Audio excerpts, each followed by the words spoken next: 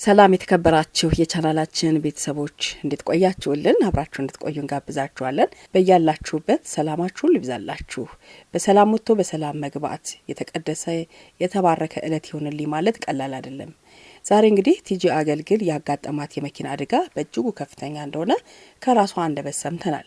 ከቀኑ 8 ሰዓት አካባቢ ከባድ የመኪና አደጋ ደርሶባታል።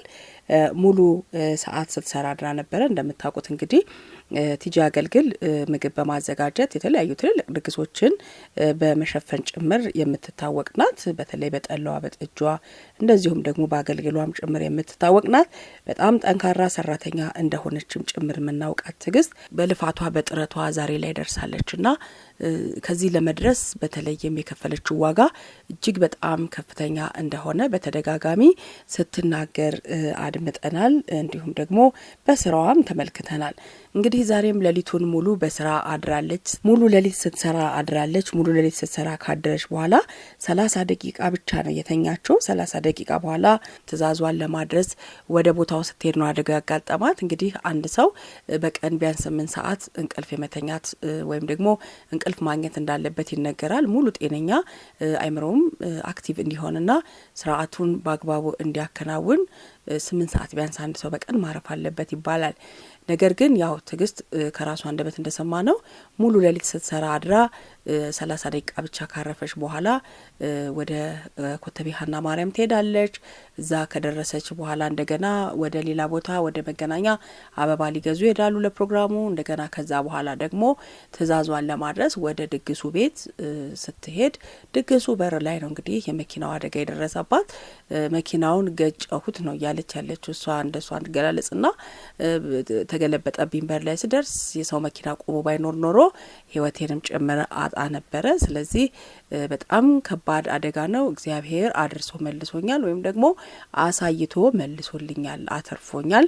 እግዚአብሔርንም እንዲሁም ደግሞ በሰዓቱ የተባበሩኝን ሁሉ አመስግኑልኝ ስትል ተናግራለችና እንግዲህ ቀደም ሲል እንዳልነው መስራት መድከም መልፋት ጥሩ ሆኖ ሳለ ነገር ግን የምንሰራቸው ስራዎች ደግሞ በአግባቡ ለማከናወን አይምሯችንም ደግሞ እረፍት ማድረግ አለበት። ምክንያቱም ምንም ብንለፋም ብንደክምም አይምሯችን እረፍት ካላገኘ ተገቢውን እንቅስቃሴ በአግባቡ ማከናወን ሊሳነን እንችላለን።